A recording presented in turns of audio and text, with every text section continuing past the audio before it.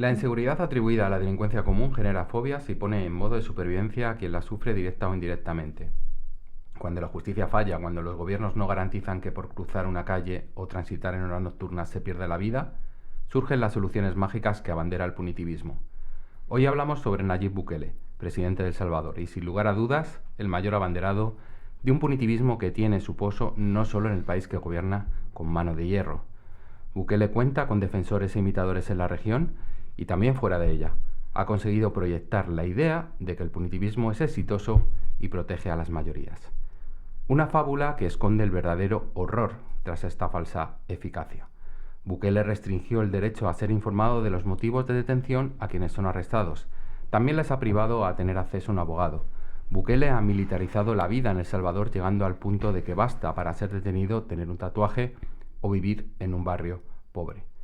A esta falta de garantías se le une el respaldo popular que tiene el actual presidente de El Salvador, quien camina hacia la implantación del totalitarismo y entiende la construcción de cárceles como base para la consolidación de su régimen y para hacer negocios. Tenemos la suerte hoy de contar con una activista y defensora de derechos humanos salvadoreña, Maurín Zelaya Paredes. Muy bienvenida. Gracias por estar. Hola. Y por supuesto, a mi izquierda, el primer pasajero a bordo y dueño del timón del camarote del transatlántico. Bienvenido, Yamani. Gracias, así es. Les saluda José Luis Torremocha. Eso es. Y, bueno, ¿qué tal la semana? Bien, hoy contamos de nuevo con una invitada. Esta es la segunda vez que tenemos ese formato y estamos encantados de tenerte aquí, Maurín. Gracias, y yo de estar a bordo del transatlántico. Muy bienvenida. Pues para abrir boca y de manera divulgativa, cuéntanos, ¿quién es Bukele? Bueno, Nayib Bukele es, para empezar, pues un niño rico, de una familia muy rica, como tantas en El Salvador, ¿no? De una élite económica histórica, ¿no? Y bueno, pues su familia estuvo vinculada a una parte del FMLN, ¿no? En esa, a la familia Handal. Y así empezó él en política, ¿no? Podéis leer por ahí de que, no sé, Bukele en algún momento llegó a incluso a reivindicar al Che Guevara, ¿no? Pero eso en un pasado bastante lejano, y yo creo que lo hacía de forma bastante superficial o sin entender realmente, ¿no? O sin creérselo, ¿no? Eso no lo sé, no tengo ni idea de qué es lo que podría pasar por su cabeza, pero era más por ese vínculo que su familia tenía con la izquierda salvadoreña, bueno, con el FMLN. El padre de Bukele sí era un hombre que era muy crítico, ¿no? Desde la izquierda y tal. Y bueno, pues como todos los niños ricos ahí, pues siempre ha tenido lo que ha querido. Él es un empresario, o así empezó, del mundo de la comunicación y el marketing. Bueno, pues eso es como se vio, ¿no? Desde que surgió a la palestra mediática y política de El Salvador, que él se vende muy bien. Bueno, de nuevo vemos una cosa que a mí me parece interesante, que es esa ola, ¿no? De personajes ricos que luego acaban en la política y acaban además con un pasado mediático que les aupa al poder. Dicho esto, a mí me gustaría sí que recuperar aquí una idea, a ver qué te parece a ti, Maurín, como alguien que sabe de la situación actual del Estado salvadoreño.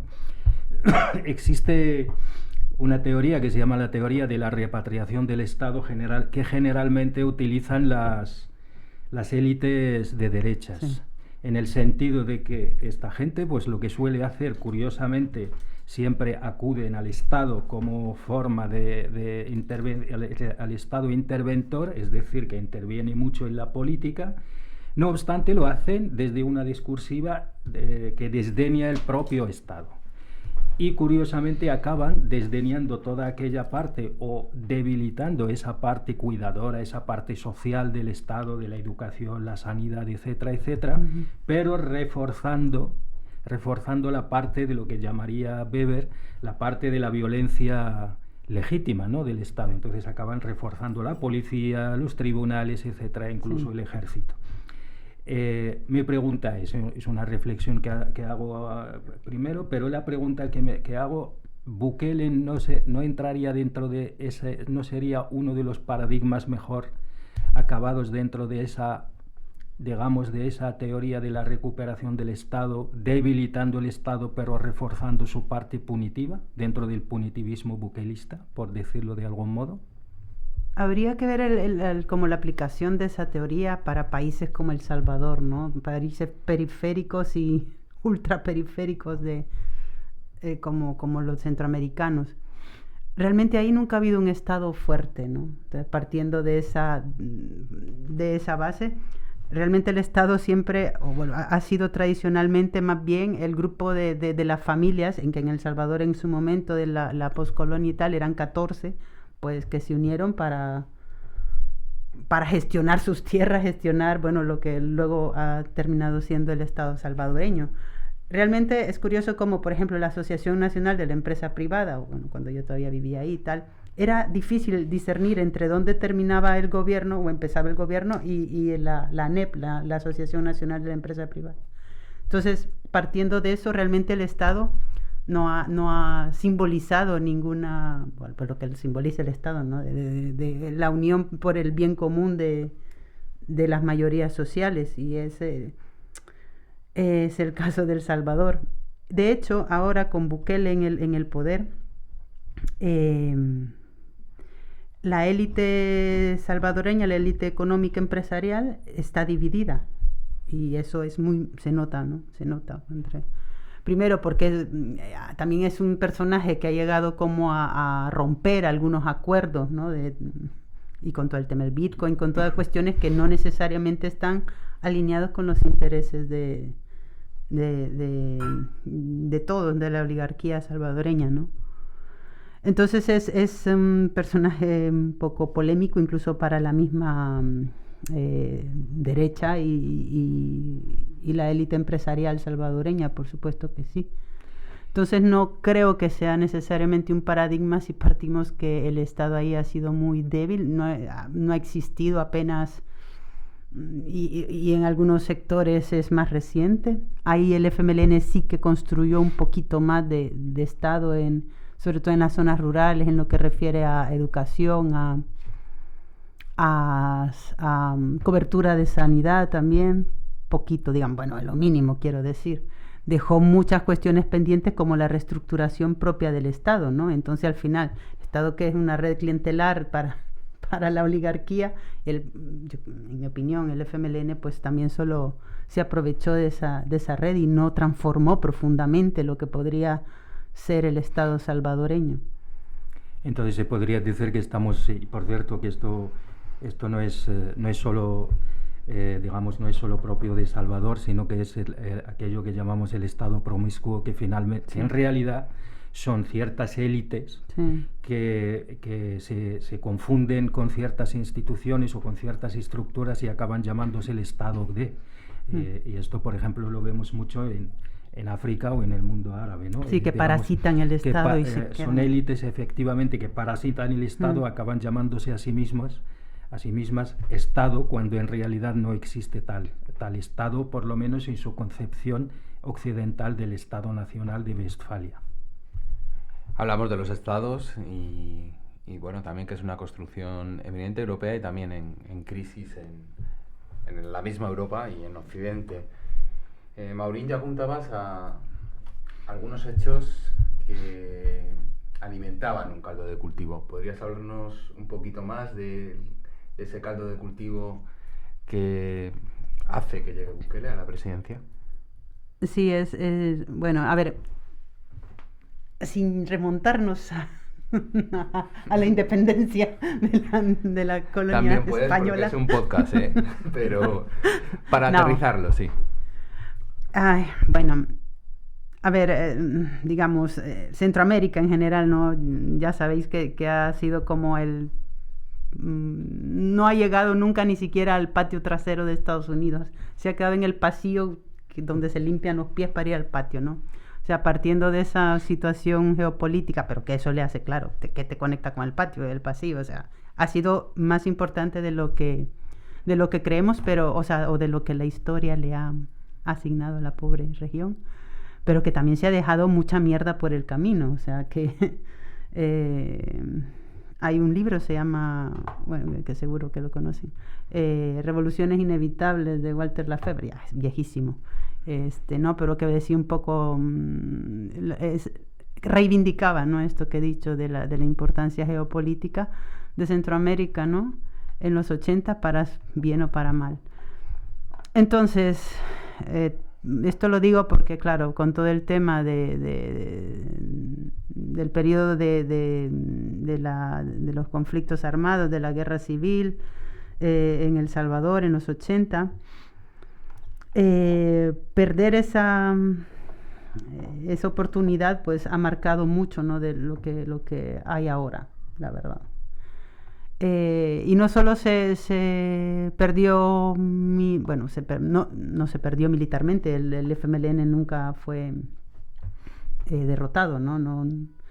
Sino que como ese proyecto, ¿no? Perdimos el proyecto y por tanto la oportunidad. A los 10, 15 años después que el FMLN llegó al gobierno salvadoreño, pues, como he dicho antes, es que, claro, llegas al gobierno de un estado que no decide, o que es una red clientelar, pues al servicio del poder económico, ¿verdad? Realmente sin ninguna capacidad de apenas nada, pero que tampoco la procuró. Bueno, o sea, reformas mínimas, básicas, sí que las hizo, no digo que no. Pero yo creo que también históricamente, y para muchas personas que eso fue como un sueño, como algo de al fin el FMLN o la izquierda, ¿no? La izquierda ha llegado al poder, al fin todo lo que nos costó, ¿no? Tantísimas vidas, tantísimos desaparecidos, mucho dolor, mucha sangre, muchos masacres, al fin se había conseguido, ¿no? Pero la cuestión es que en la práctica eso no cambió. Los dos periodos en el gobierno del FMLN no ha cambiado, ¿no? Las bases que hicieron que la guerra fuese necesaria y que también han permitido y justificado a un Bukele, ¿no? A un Nayib Bukele ahora en el país. En mi opinión, Nayib Bukele es lo peor que le ha pasado al país y hemos comido mucha mierda, eso os lo puedo decir, si no. O sea, sí, no nos da miedo que nos penalice el algoritmo, ¿eh? Así que libertad también para eso. En un país, ¿no? Como El Salvador, pero sí, porque es un monstruo como inesperado, un mutante, ¿no? Que dices, bueno, ¿y ahora qué va a pasar? Que también responde como un contexto internacional, regional, tal, por supuesto, pero que se explica por todos esos intentos fallidos y el fracaso, ¿no? Aquí el FMLN, la izquierda salvadoreña, y no solo la partidaria, la izquierda salvadoreña en su amplia expresión, ¿no? También la izquierda social, digamos, ¿no? Pues no hicimos las tareas a tiempo, digamos, y no hemos sabido cambiar de verdad las cosas, ¿no? Para que un Nayib Bukele no fuera posible. Uh-huh.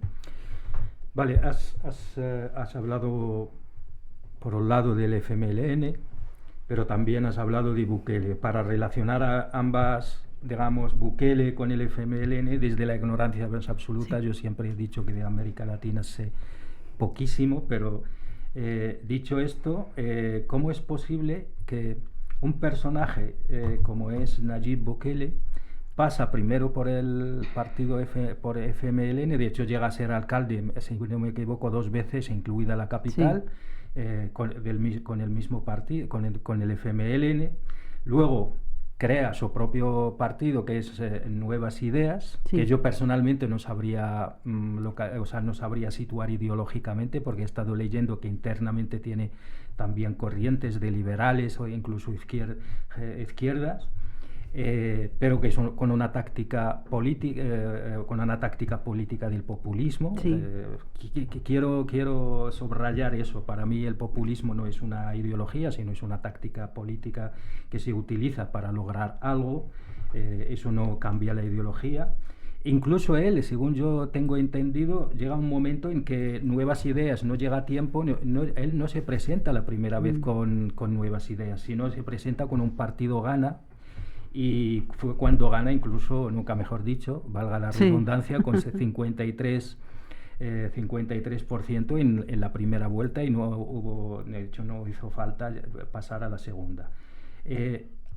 Haciendo un resumen de todo ese recorrido, esto mismo que nos dice del personaje, teniendo en cuenta de lo que tú has dicho ahora mismo, que es lo peor que le podía haber pasado a un país como El Salvador. ¿Qué nos dice del personaje? Bueno, nos dice primero que es un hombre que le gusta el poder, es un megalómano, y cuando ya al frente de la alcaldía de San Salvador, realmente él tenía en ese momento, esto hablamos del 2018 por ahí, o sea, imagínate, en esos años más o menos. 2010, no, antes del 2018, porque el 2018 ya tenía como conflicto, entró en conflicto con la cúpula del FMLN, porque él se salía un poco el huacal, y esta es una expresión muy salvadoreña, o sea, que se salía el tiesto que dicen aquí, ¿no? De algunas decisiones, y como figurar más que quizás el presidente en ese momento, ¿no? Que estaba el FMLN. Ahí fue entrando como en conflictos, ¿no? Por la izquierda del FMLN, porque realmente en algún momento Nayib Bukele tenía un discurso de izquierda, sí, populista, pero también social, o sea, en algún momento lo tuvo en este periodo, y el FMLN pensó que lo podía controlar, cosa que no lo pensó muy bien, y así le terminaron expulsando. Y eso incluso para del partido, ¿no? Por también unas cuestiones casi de excusa, ¿no? Anecdóticas, de algún encontronazo con alguna diputada, y le han del FMLN, y le han tildado de machista, no sé qué, cuando ciertamente no es que el partido se preocupe, ¿no? Por el tema de las expresiones machistas al interior, pero en este caso lo hizo, y bueno, está bien. Eso yo creo que de cara a la sociedad salvadoreña, que ya estaba sintiendo como el fallo, ¿no? Que fue el fracaso, ¿no? de un proyecto de gobierno del FMLN, pues le mandó el mensaje de que esa persona, Bukele, podría ser realmente la respuesta antisistema, ¿no? Establecido anti lo que ya sabemos que hay, tanto de Arena como del FMLN, y que podía ser esa persona. Así es como Gana ganó. Y realmente, como has dicho, Gana era un partido parásito, satélite de Gran Alianza Nacional, significa, por eso de Gana, que fue una excisión de Arena, y además metido en unos casos de corrupción chunguísimos.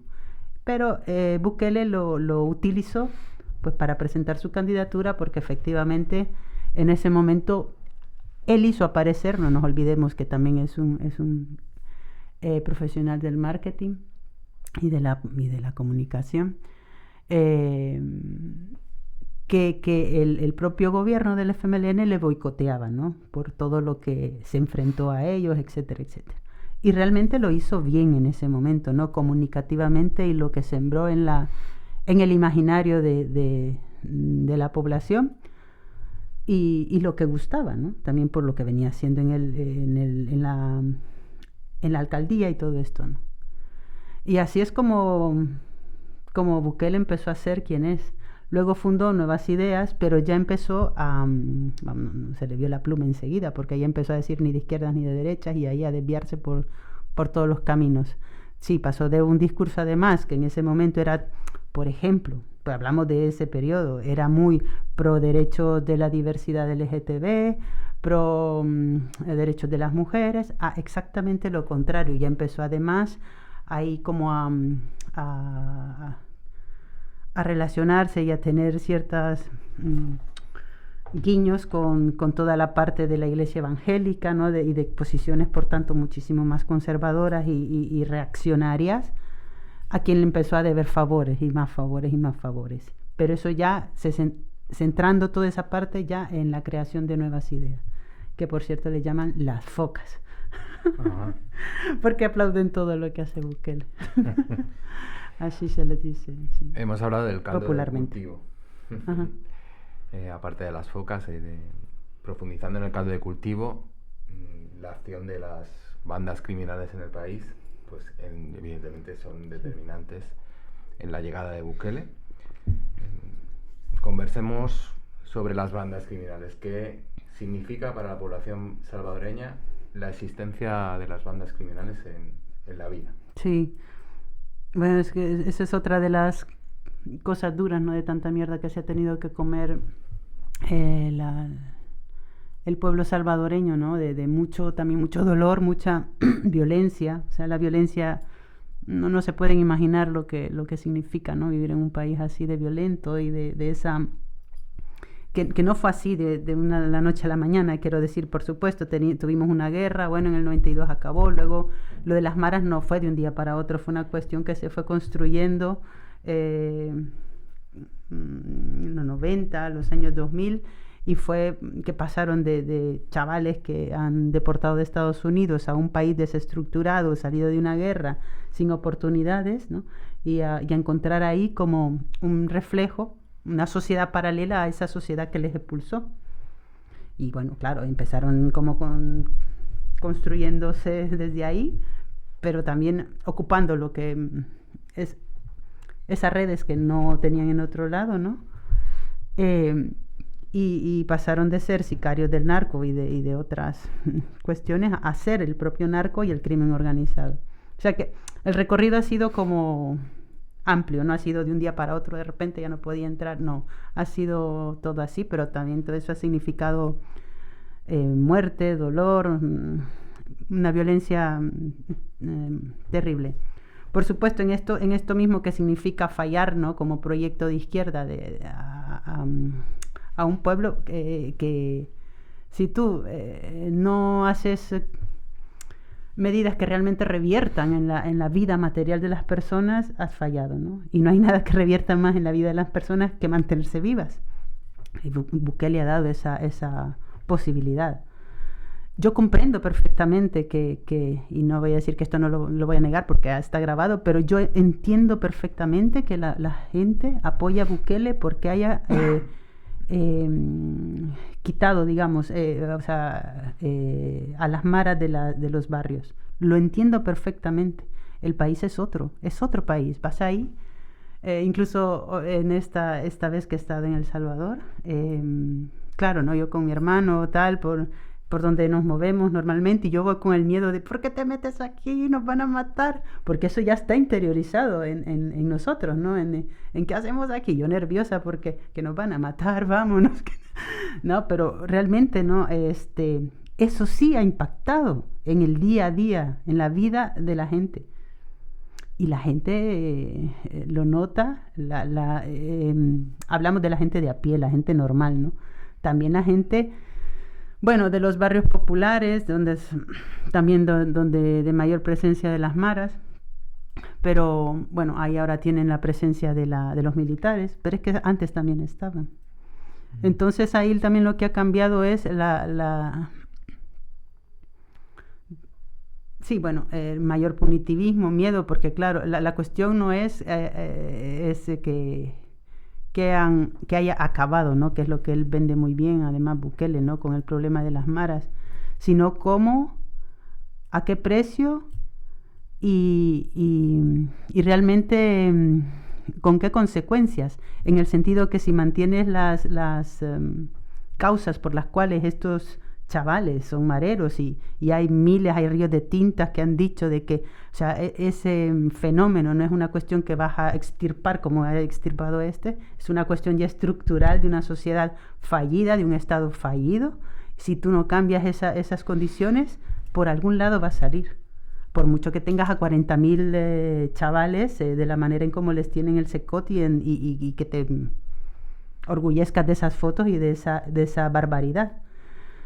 Lo perverso, y no solo de Bukele, pero también de la sociedad salvadoreña, es que es verdad que no se les considera casi personas, ¿no?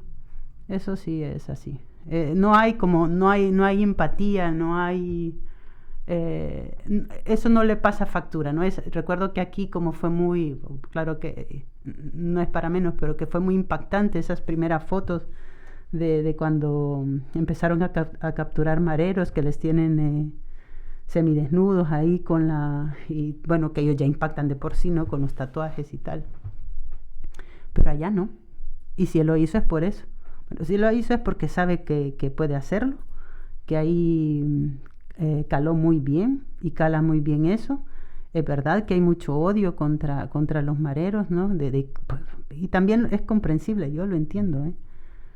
Pero también pues vuelvo a lo que he dicho, no es algo que vas a curar a base de... Esto es como tratar de curar un cáncer con aspirina. Pues quizás te quite el dolor de ese momento, pero el cáncer está ahí. Vale, rescato una cosa que has dicho, que son chavales que han sido exportados por parte de Estados Unidos. ¿Cuántos países habrá destrozado Estados Unidos? Ah, sí. Que en cuanto a la digamos, la aparición de las maras en El Salvador, no solo eso, sino cuántos y cuántos estados habrá destrozado Estados Unidos, no solo con cada uno con sus con una política distinta. En este caso, por ejemplo, pues exportar chavales que probablemente habrían nacido incluso o habían estado toda su vida en Estados Unidos, pues de repente se les expulsa a un país que tú misma acabas de decir que como Estado está absolutamente desestructurado, fallido, y mandas gente que a lo mejor ha pasado toda su vida en Los Ángeles o en Chicago o donde sea, ¿no? Dicho esto, también quiero destacar el papelón de la población salvadoreña, porque primero una guerra civil, luego estos últimos años, y luego las maras.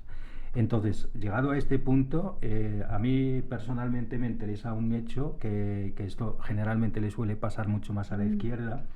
La izquierda suele hacer políticas, y ya verás la analogía, políticas que suelen sacar mucha gente a muchísimas capas sociales de la pobreza, ¿no? Digamos que crea una incipiente clase media, más allá de que estemos o no de acuerdo con el concepto en sí. Curiosamente, esa misma supuesta clase media que existe gracias a la izquierda, con el tiempo lo que acaba haciendo es votar a la derecha, porque piensa que tenemos esa idea falaz de que la derecha gestiona mejor la economía. Entonces esas capas sociales que antes eran pobres y ahora de repente pues han salido de la pobreza, empiezan a aspirar a algo más. Y por lo tanto votan a partidos, por lo menos en lo económico, son liberales o de mercado expansivo, etcétera, etcétera. Si esto lo proyectamos a la seguridad, sé que la comparación y la analogía es un poquito difícil. Si la población salvadoreña ahora de repente cree que ya el país es seguro, esto puede dar algún resultado de, vale, pues ahora ya tengo seguridad, pero ahora necesito economía, necesito vivir. Claro. Y esto puede impactar en los resultados electorales, por ejemplo, de tal manera que pueda salir Bukele, de repente que la gente diga, bueno, ahora voy a votar a otro partido, siendo de derechas o de izquierdas nos da igual, pero ya no voy a votar a Bukele. ¿O es que Bukele está construyendo un régimen que esa supuesta seguridad solo puede estar o puede adquirirse o puede seguir si está él? ¿Me explico? Sí, perfectamente. Y sí, bueno, sí. Bueno, para empezar, lo de las maras y Estados Unidos, o sea, ese fue su origen, pero no es que tal, o sea, fue todo un proceso, ¿no? No es que hayan venido también mareros como los conocemos si vemos las fotos. Ha sido, o sea, lo que he tratado de transmitir es que nadie lo atendió en su momento y aunque no lo he dicho, sí que los gobiernos de arena, de la derecha, siempre han sido de represión. Había una primera puesta en escena, porque además lo hicieron así, yendo a un barrio popular con los placazos, le dicen a lo de las maras, ¿no? La SBS, la 18, no sé qué. Ahí el presidente despliegue, placazo atrás, vamos a implementar la mano dura, el plan mano dura. Un par de años después, el super mano dura. O sea, todo ha sido así. En ese momento, bravo, bravo, bravo. Y habían focas, aunque no eran focas, no lo sabía. Y bueno, y también fue referencia en ese momento para la región, bla, bla. Hablamos también de los principios de los 2000 y tal, ¿no? Pero cuando ya el problema estaba siendo lo que más o menos sabemos que es hoy. Bueno, volviendo a tu analogía y tal. Sí, es que precisamente eso es lo que ha hecho.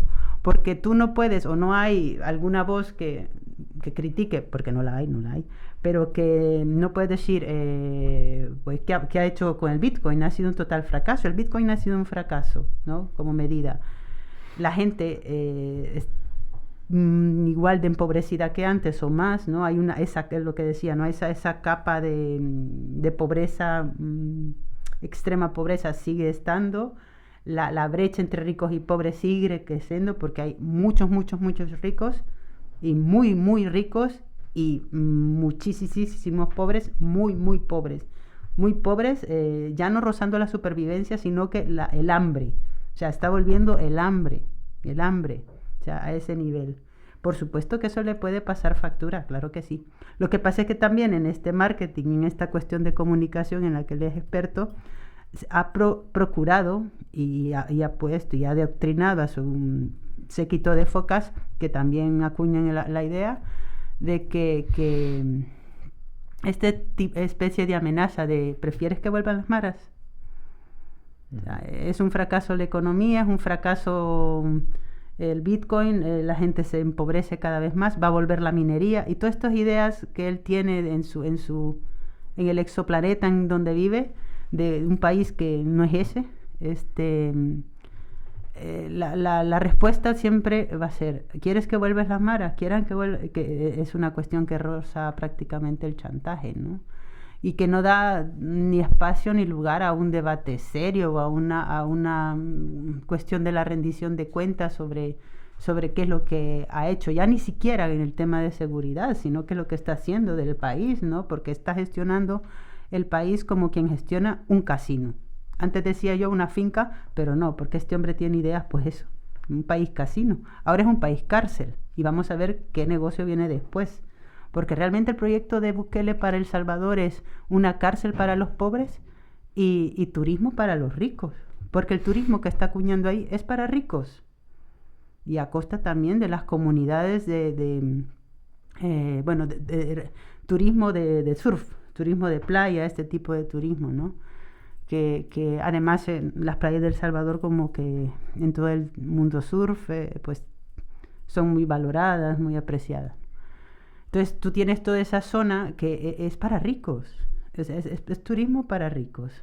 Es verdad que con todo esto de limpiar los barrios y tal, hay playas que eran de barrios populares, con barrios populares donde no se podía entrar, y ahora el pueblo que va a pasarse un domingo a la playa va a esas playas porque los otros es que no las puedes pagar, es absurdo lo caro que es todo, ¿no? Y lo más cercano a un proyecto de país que tendría Bukele es ¿no? Además de una modernidad o de una aspiración de modernidad, como lo del Bitcoin y estas historias, ¿no? En un país donde hay analfabetismo también. Entonces realmente todo lo que él diga y venda y haga parecer que es bueno y que tal, es maquillaje, ¿no? Porque debajo de esa gran capa gruesa de maquillaje hay un pueblo que podría ser en los años 70 igual, o sea, al borde del hambre, analfabeto y con carencia, ya no te digo en términos de derechos humanos, sino de necesidades básicas bastante importantes. Entonces, este señor, aparte de ser un experto de marketing, pues es también un buen maquillista, porque todo esto es superficial. En cuanto rascas un poquito ya aflora todo, ¿no? Todo el comercio informal, que bueno, siempre ha habido, no digo que sea una cuestión, pero es que todo eso está creciendo. Y bueno, que sí, o sea, puede hacerse una analogía y donde la respuesta y el camino va a ser, ¿quieres que vuelvan las maras? Por tanto, la violencia, la ocupación de las colonias, ¿no? Hemos estado hablando del origen y el desarrollo del personaje, ¿no? De Bukele y de la construcción del régimen salvadoreño. Marín, tú también eres conocedora de otros países de Centroamérica, de sus realidades y también de Ecuador, ¿no? Desviándonos un poco a Sudamérica. ¿Qué aproximaciones ves entre el Noboa actual y el Bukele inicial? Y si crees que este modelo se puede trasladar a Ecuador ahora. Sí, no solo Ecuador, yo en la región, en Centroamérica, sin salir de Centroamérica, o sea, como te digo, aspiran a un Bukele, todos quieren un Bukele, hasta en Honduras quieren un Bukele, ¿no? Y en Honduras se supone que tienen un gobierno cuanto menos progresista, no sé si de izquierda, pero bueno, en fin, que sí, porque el problema, hay muchos problemas comunes a la región, ¿no? Con distintas expresiones y tal, la desigualdad es uno, la violencia, el crimen organizado, y bueno, y Ecuador en lo que dices, ¿no? Que en los últimos años pues esto ha crecido exponencialmente y ven que el modelo Bukele efectivamente es un modelo, porque ahí se ha creado escuela. Bukele ha creado escuela, por supuesto, ¿no? En todo lo que sea punitivismo, populismo punitivo, ¿no? Pero también creo yo, de cómo acuñar, de cómo vender eso como la solución mejor en una situación donde el Estado es fallido. Quiero decir, no funcionan para una gente de a pie en El Salvador, por ejemplo, para mi propia familia, que le hable de este señor es un antidemócrata, eso es como me la pela. O sea, la democracia no significa nada para un salvadoreño de a pie. Le ha fallado la democracia, le ha fallado esta idea, ¿no? de la democracia liberal y de un Estado que pueda ocuparse de tus derechos más mínimos. No tiene ningún significado. Entonces, Bukele en ese sentido ha plantado escuela, ¿no? De saber esto, aquí no hay nada que perder, porque a la gente no le preocupa la democracia. Por supuesto que puedes denunciar, bueno, que sea reelegido y que no sé qué, y la Constitución, pero eso no es, esa democracia no ha supuesto un cambio en la vida de la gente. No significa nada la democracia. Entonces yo creo que Bukele de eso es muy consciente, ¿no? Y en ese sentido ha plantado escuela, porque, como he dicho, no le va a pasar factura, porque los mareros no son percibidos como personas sujetas de derecho, ¿no? Por ejemplo. Casi que si lo dices eres cómplice, rozas la complicidad, ¿no? De lo que hayan hecho. Y yo creo que esto lo ha pillado al vuelo pues gente como Noboa, donde ve que puede funcionar, ¿no? Sobre todo por los niveles de violencia y criminalidad que ahora están en Ecuador, ¿no? Que son muy comparables a los que en El Salvador ha habido hace no mucho.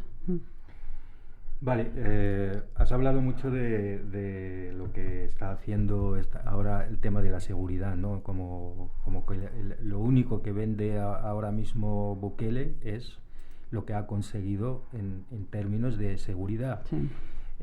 Yo no lo sé desde aquí, aunque en realidad lo que es el crimen en sí no ha bajado mucho, pero no ha desaparecido del todo, ¿no?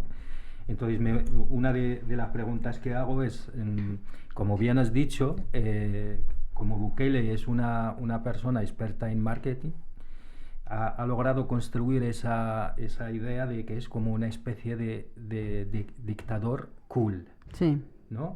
De tal modo que todo el mundo incluso ha anunciado que todo el mundo quiere un Bukele o todo el mundo quiere ser un Bukele. En el sentido de lo que has dicho, que al final ha construido esa escuela, ¿no? Dicho esto,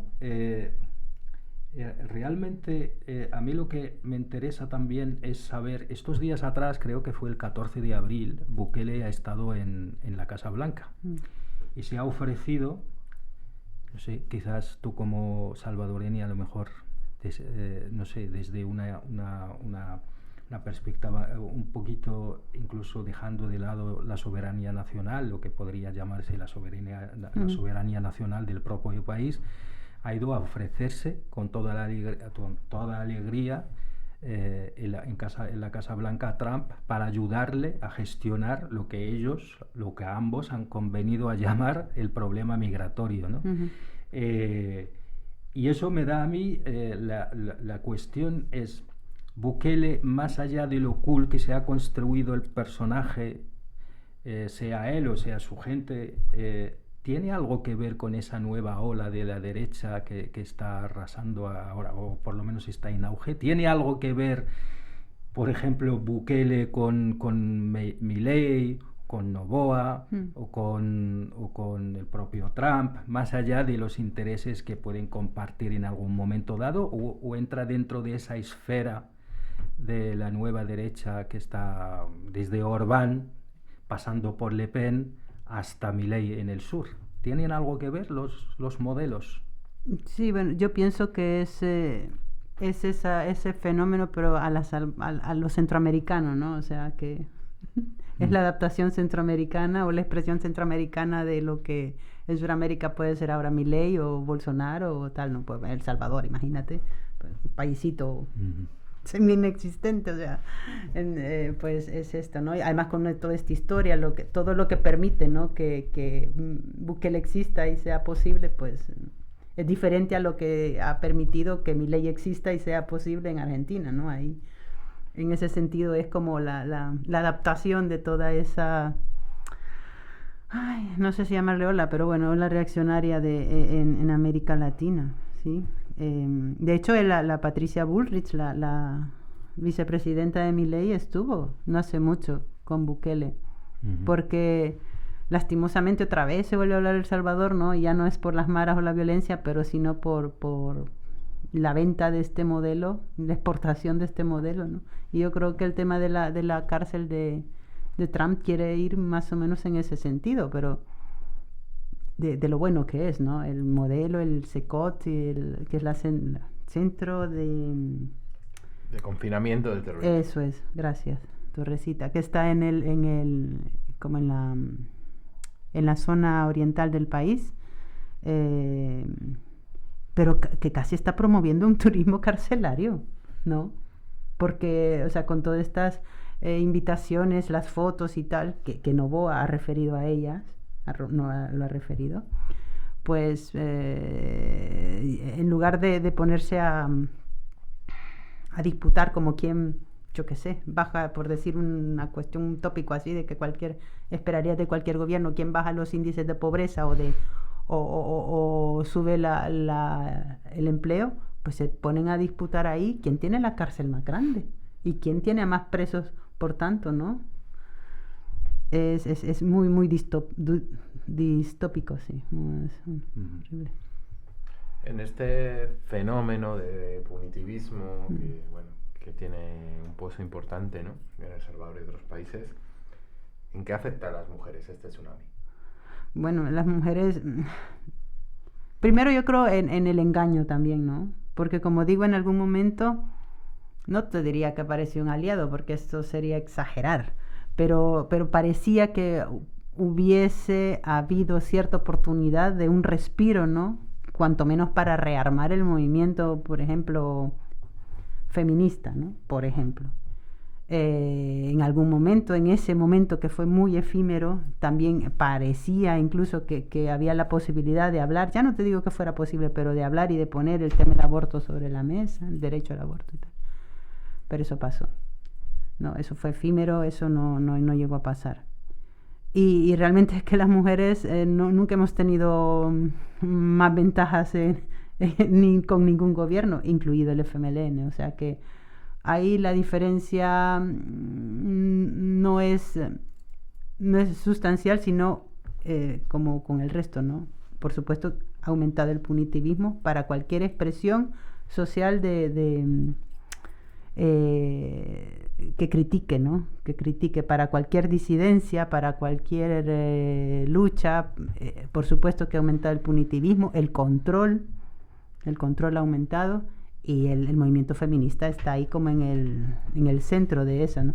El movimiento feminista, y también poco a poco, porque también es una bomba de relojería que puede también estallar, el antiminero, porque ahora Bukele, de todo esto que está cambiando, ha echado para atrás una ley que era la ley antiminera, ¿no? Que El Salvador fue de los primeros países en la región, bueno, que prohibió la minería por ley, y todo eso ya se lo ha cargado, pero rapidísimamente. Entonces, eso que sí fue una conquista social del pueblo, incluso del pueblo organizado, digo, históricamente organizado, de las zonas más combativas del país, pues ahora mismo no gusta a nadie, ¿no? Ni siquiera a los que puedan defender o gustarle Bukele, porque ha sacado a las maras de los barrios. Pero nadie quiere que vuelvan los mareros a las colonias. Vale, me quedo con esta última que has dicho, que es: nadie quiere que vuelvan las maras a las calles, lo cual, a mi juicio, no lo sé, quizás me equivoco, reduce el concepto de seguridad, ¿no? La seguridad no debería ser solo eso, sino debería ser mucho más amplia y mucha más integral. Pero también me quedo con dos conceptos que has dicho, que es: uno, has dicho control, y el otro, el pueblo organizado. Y desde ahí, desde estos dos conceptos, quiero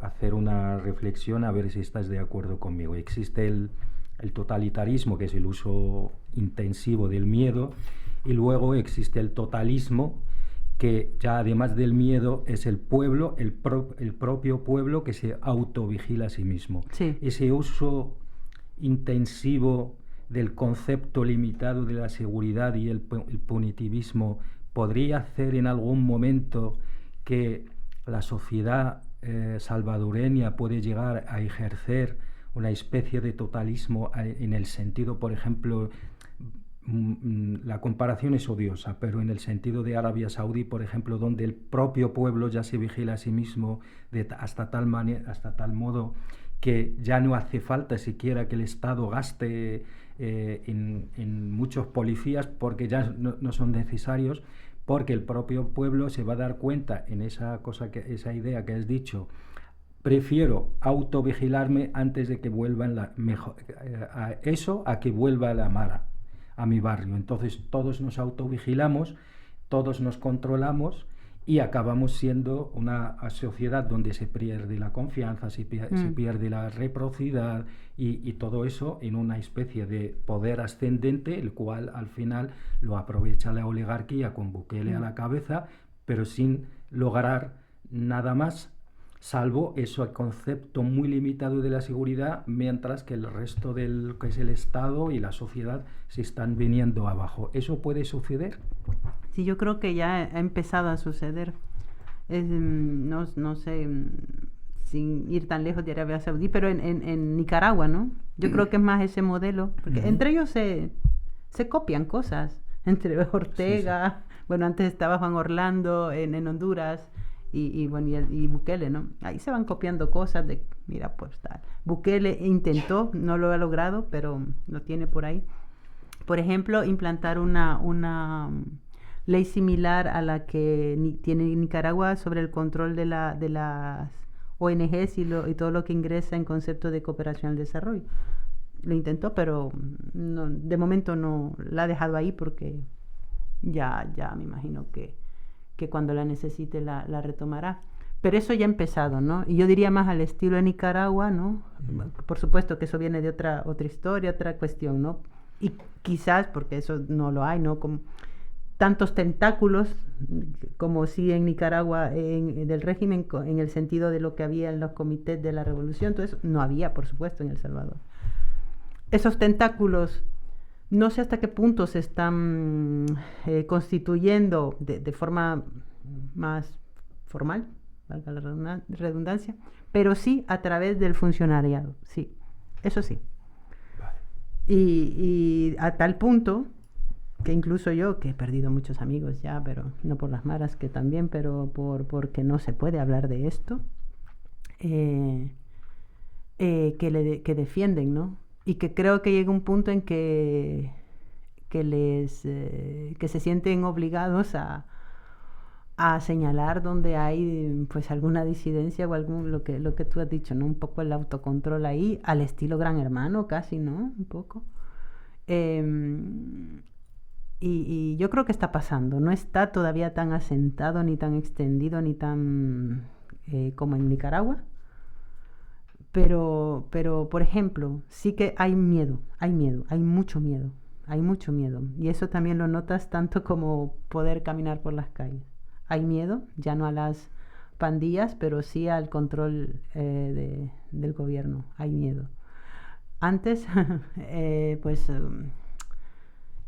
cuando estás en un país como El Salvador, o que, bueno, bueno, pasa en Honduras, pasa en Guatemala, tú no puedes hablar libremente de las maras, ¿no? Porque no tienes que hablar con códigos, para referirte a una mara u otra, y todo, tú tienes que saber dónde moverte, cómo hablar, qué vestir, todo eso lo tienes que saber para que no te maten. Entonces, yo creo que eso está pasando, pero para el otro, o sea, eso que ha venido pasando y que ya no pasa por las maras, está pasando, pero por el temor del control gubernamental. Y entonces ya hay códigos, está empezando a salir códigos para que entre la gente puedas referirte si quieres hablar, hacer una crítica, por ejemplo, ¿no? O referirte al presidente o a cualquier ministerio o política tal. Entonces, eso que es una expresión del miedo, porque es miedo, eso sí ya está pasando. Eso ya es una realidad. Ya me he copiado yo ahí mi código para luego tal. Sí, eso sí ya está. Y el resto yo creo que está en gestación, sí, ese control a través del Estado de una forma más profesional, digamos. No cabe duda que Bukele tiene un plan para perpetuarse. ¿Nos puedes contar, digamos, de manera formal en qué se basa ese plan? Para perpetuarse. Sí. Bueno, ya hizo alguna... Realmente él no necesita como hacer planes para perpetuarse, él lo hará, o sea, él ya no va a soltar lo que ha tomado, ¿no? Él se ha reelegido como presidente cuando la Constitución no lo permitía, y las elecciones fueron el año pasado, en 2024, en febrero, y bueno, y sacó luego la reforma constitucional, pues ese mes, el día antes, una cosa así. Fue, o sea, absurdo, o sea, un teatro, un show. Él no necesita cumplir las leyes. Él interpreta las leyes, ha llegado a interpretar la propia Constitución. Él es el Estado soy yo, ¿sabes? Eso. Y además como es que le pega bien, porque es así de grandilocuente y megalómano. El Estado soy yo y la Constitución dice esto y significa lo otro. Eso lo ha hecho muchas veces. Es decir, él no necesita un plan. Es su finca, es su casino. Él regenta eso a su antojo, ¿no? Y a su manera de interpretar cualquier cosa. De hecho, las últimas elecciones donde él, las elecciones fueron, ya no voy a decir un fraude, es que fue, que también, pero es que fue una cosa tan absurda que incluso aquí, en Madrid, que podía ir a votar, yo podía ir a votar con mi pasaporte vencido, pero es que yo tengo 3 pasaportes vencidos y podía entrar 3 veces a votar. Así ha sido el sistema, y también en El Salvador, o sea... ahí está, que luego los resultados, la victoria fue de un 90%, no sé qué, de apoyo. A ver, él hubiese ganado igual, si hubiese hecho bien las cosas, si de verdad hubieran sido unas elecciones transparentes, con garantías, él hubiese ganado igual. pero dudo mucho que con ese porcentaje, ¿no? No, porque aunque hay un apoyo altísimo a Bukele, no es el mismo apoyo que tuvo en la primera elección, ¿no? Eso ha venido disminuyendo. Pero él necesitaba la narrativa esta de aplastante, una victoria aplastante. Esa narrativa la necesitaba. Sí, digamos que es una especie también de construcción de su legitimidad, ¿no? Porque al final lo que hacen estos personajes que acaban confundiéndose con el Estado es que acaban siendo, digamos, por encima del Estado. Sí. Acaban estando encima, siendo ellos el Estado, pero un Estado casi paralelo al Estado formal, digamos, a las instituciones y eso, y en vez de que el pueblo sea el garante de la Constitución, que sería el poder constituyente, acaban siendo ellos encima del pueblo el poder constituyente y encima del poder constituido, que sería la Constitución, encima del Estado, y acaban incluso se extrañan a veces cuando les criticas en este sentido, porque ellos casi se convierten en una especie de pueblo milenarista en el sentido de el bien soy yo, casi elevándose a la categoría de una especie de santo por Mesías. Encima, Mesías, efectivamente, encima de todos, y acaban adquiriendo esa idea de que yo tengo una misión y mi misión la estoy demostrando. Y antes has hablado de la seguridad y eso, el coste de las maras, de la violencia, de la seguridad, de la vida entendida en otros aspectos, la seguridad social, la educación, porque me ha sorprendido que todavía exista analfabetismo, aunque yo vengo de un país que vive prácticamente lo mismo, un 30% de analfabetismo. No debería sorprenderme mucho, pero digamos que al final acabamos en esos personajes que sí es verdad que en algún aspecto pueden conseguir resultados, pero acaba siendo a costa de todo lo demás, ¿no? Y probablemente ese sería el destino de Salvador con un personaje como es Nayib Bukele, ¿no? Sí. Por suerte las cosas cambian, ¿no? Y los pueblos nos sorprenden también. Esto no va a ser para siempre y yo tengo ahí mucha esperanza, sobre todo en la juventud, porque creo que hay semillas de deseo de cambio, de que el pueblo se merece otra cosa. Eso sí lo hay. Nos queda claro. Nos gusta terminar siempre, Maurín, cuando hablamos sobre Milei, como ya lo hemos hecho, sobre el rojipardismo, sobre el trumpismo, de plantear la posibilidad de, y ante esta situación, ¿qué hacemos? Estas preguntas me dirijo a los dos. Sí, yo creo que ahora hay esperar, estar atentos, ¿no?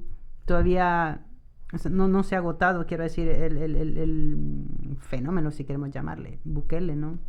Le queda recorrido, pero al mismo tiempo que le queda recorrido, también yo creo que pueden ir madurando otras cosas al interior del país.